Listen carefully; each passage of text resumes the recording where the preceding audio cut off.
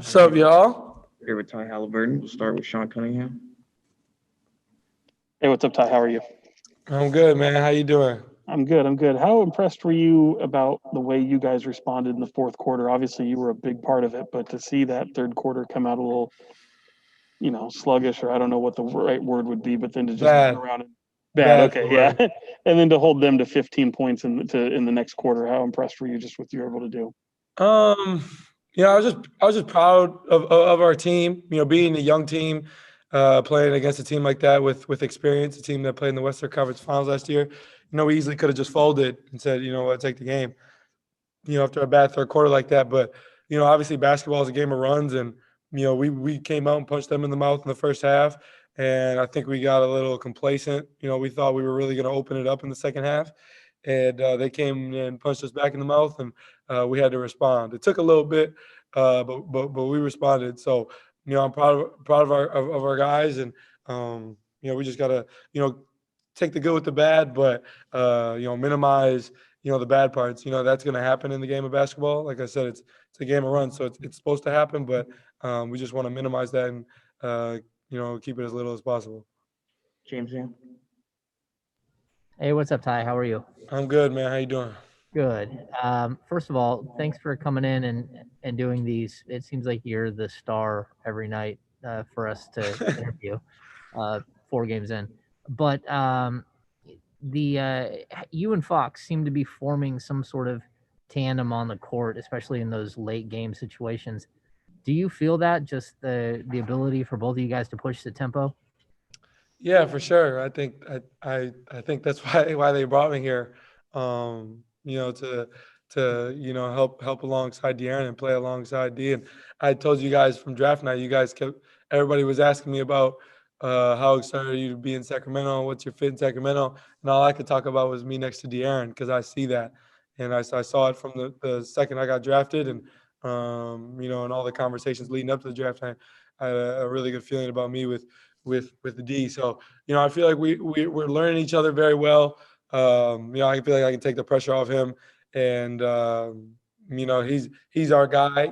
We follow him. He takes us to the next level, and we just gotta follow him and make plays and make it as easy as possible on him. So late in that fourth, coach put the ball in my hands to come off ball screens and make plays with Big Rich, and I felt like I delivered. So I feel like we are learning each other really quickly here. Obviously didn't get as much time as a normal year, but I feel like we're learning each other on the fly, and we're looking really good. Matt George. Tyrese, I couldn't help but notice your they said the jump shot wouldn't translate tweet that you put out after the game. And then if you weren't aware, there were a lot of chatter about you on social media and about the Kings as a whole during that fourth quarter statement.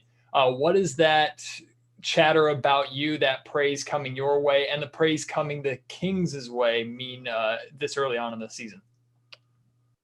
Yeah, personally, it's just fruits of my labor, man. I work my butt off every day. I have since I was 14, 15 years old. I can sincerely say that I've outworked, the majority of people my age and just people in the basketball world. I wasn't obviously highly touted, even in college or high school. So, you know, for me, it's kind of like I don't want to sound arrogant, but it's like it's about time. You know what I'm saying? I've worked for this, so I'm not going to sit here and tell you I'm surprised or any of that. And I think for us, it's fruits of our labor at the same time. Everybody here is working. We're trying to prove something. All of us are. We're a young team, and I think some people came in. Some people who are the experts of the NBA, or so-called experts, said that, for us, it's about, building towards the future and just trying to get better, so we can, compete for a playoff spot next year, compete to win. And that's foolish. I'm trying to win now. All of us are trying to win now. We're basketball players and we're competitors. So, we're coming out here every night, working our butts off, and, just trying to prove others wrong, but also prove ourselves right. Marshall Harris. Hey, Tyrese, a lot's been said about defensive effort in the fourth quarter, but for you to play all 12 of those minutes and to have 8 points and 5 assists and no turnovers as a team, what does it say about where you are compared to maybe where you thought you would be 4 games into your NBA career?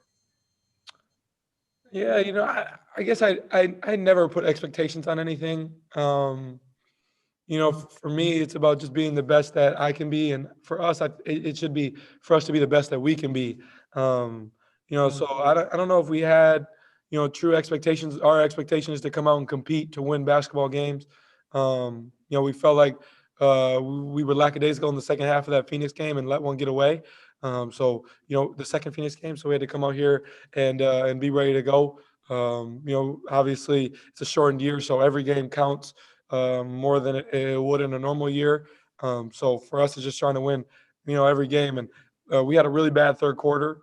I think we gave up 38-point quarter. That's awful. It's really, really bad. So we responded in the fourth, gave up a 15-point quarter to a team that was in the Western Conference Finals. I'm like I said a little bit earlier, just proud of the way we responded. And you just got to take the good with the bad and build on it for the next one. Tony Harvey. Yeah, Ty, I want to talk about that three-pointer that you shot. It looked like one of those why not shots, maybe Damian Lillard or Stephen Curry. You're really comfortable about your shooting ability. The heck would anybody else say? It's all on you. You really comfortable with taking shooting your game, right?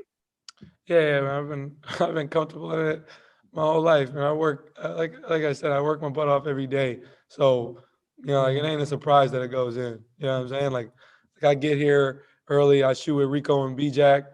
I eat a little bit and I shoot more. Then I do some stretches. Get treatment, and I've already gotten 2 shooting workouts before we even hoop. So like for me, that's just like the day preparation, not including what goes on behind the scenes. So I feel comfortable in a lot of different spots. Obviously, there's a lot of room to improve. For me as a whole basketball player, and in getting to my spots and figuring those out on an every game and an everyday basis. But yeah, I'm comfortable, man. All this chatter, like it was mentioned earlier about what I tweeted, but like all this talk about like my jumper not being able to translate, shoots like a girl, like for me is like I don't be understanding what some people be saying. Like it's like the results are there. Like I've shot the ball at a high rate my whole life. So it's not like I'm about to get to the NBA and just shoot it and let dudes just block it in my face. Like I'm a basketball player. I know how to respond. I know how to get to my spots. Like I'm a pretty high IQ basketball player. So um, those tweets are always in the back of my mind. What people have said. I tuck those away. And one day I might get at those people if need be. But I'm just coming out here every day trying to prove myself right before I prove others wrong, man. I want to be the best that I can be. That's been, like I said earlier, that's been my goal my whole life. So I'm just trying to be the best basketball player that I can be, and it's just like been my goal my whole life. All right, just a couple more. Jason Jones. Hey, what's going on, Tyrese? What up, Jason? How we doing? Doing all right. Yeah, I'm curious. What are you thinking about as you watch the game before you go in? Because it seems like whenever you go in, you kind of know exactly what it is you need to do, whether it be push the pace, start finding guys, attack yourself. Just kind of what's your mindset as you watch from the bench? Ask as many questions as possible to everybody that's on the bench. So Corey Joe is usually on the bench with me. We sit next to each other to start games for the most part. So I ask him, what a guy did wrong, what he's seeing. I talk to Rico and B-Jack. Those are kind of like, my 2 go-to guys. They sit next to us on the bench as well. So talk to those guys about what they see. You see me during timeouts. A lot of times I'm talking to the staff about what they're seeing and what's needed of me. I know what's needed of me.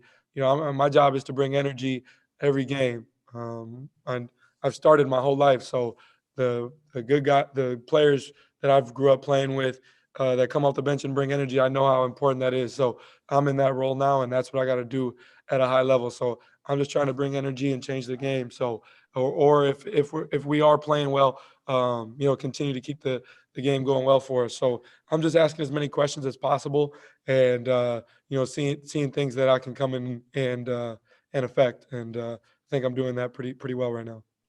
Our go last one, Jason Anderson. Hey, Ty, nice game tonight, buddy. Marshall mentioned your numbers in the fourth quarter. Not the first time that Luke has counted on you and given you those fourth quarter minutes. What are these experiences doing for you as you soak all this in just like 5 or 6 weeks after you were drafted? I think we talked about it when we talked about transitioning here without summer league and without all that, all the combine, all that stuff. It's kind of baptism by fire. I got to be ready to go at all times, and it's big for me right now to get these minutes because I'm learning on the fly. I'm learning what I'm doing wrong. Like early the first Phoenix game, that fourth quarter, I was ball watching a lot, getting back cut. Even in the first game, Jokic was finding guys on back cuts, and it happened tonight. But I got to learn. I think the best thing about what Coach Walton and the staff are doing is letting me learn from my mistakes. They're not cussing me out and pulling me when I make a mistake. They let me learn from it and be able to build from it and not let it continue to happen. And that's all I can ask for as a young guy is opportunity. I talk a lot about opportunities, and that's what's needed as a basketball player or just in life. And here in Sacramento, there's a lot of that. So all I'm asking for is the opportunity to go out and showcase my talent and play to the highest of my ability. And Coach Walton and the staff have trusted me to do that, and I'm going to continue to do that every night. And that fourth quarter, they got my mom's cut out in the stands, my dad's cut out in the stands, my brother's cut out, my girl's cut out. I gotta come hoop, man. Their eyes are on me, so I gotta be ready to go.